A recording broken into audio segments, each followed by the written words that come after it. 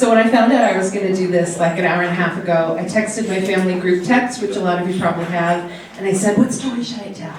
And my mom said, tell them about how when you were a kid, everyone thought you were a boy. I said, it's not really a story, Mom, it's more of a traumatic memory. And my dad said, tell them about how you caught the 8'6" gill shark.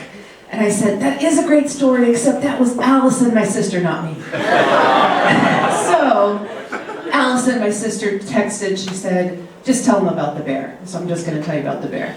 When I was about 10, so my sister was 9, I was really lucky that I would spend about 2 months every summer on this teeny tiny island up near the Canadian border in Washington State. No electricity, no running water, totally off the grid. I still go there. And every night when the sun was setting, we would swim, and it was just perfect and beautiful. And this one night, I particularly remember because I had just gotten my first 2-piece swimsuit. I was really living my best life that summer. And Allison and I were swimming on this perfect evening out in the bay, and the cabin's on a little island, so the only way to get to it is by boat, or you can hike around at low tide if you want. And so it's this perfect purple evening, and we're swimming, and then from up on the porch, my dad, who is the gentlest man in the entire universe, said to us, girls, get out of the water. Come up here right now. And we looked at each other like, bitch, what did you do?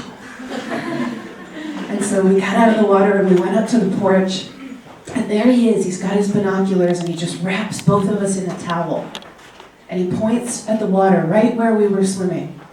And there is the head of the most enormous bear I have ever seen in my life. It's huge. If you've seen that movie, The Great Outdoors, it was bigger than that bear. And it was swimming perfectly in line with where we were swimming. It was swimming over to the island. They do that sometimes. And not very often, but they do that sometimes.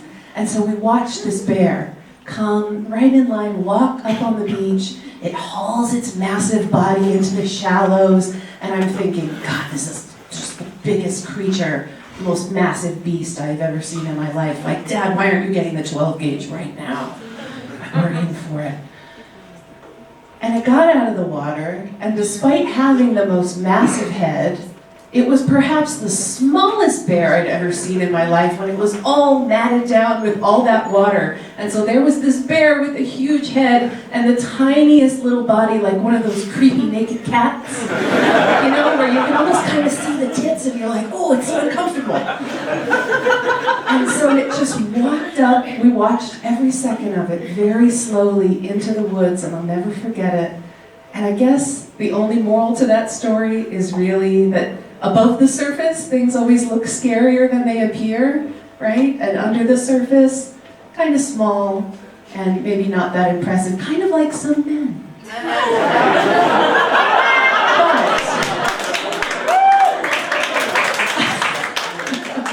But as impressive or as unimpressive as that little bear was, I think my dad still walked us out to the outhouse every night for a week with the 12 gauge.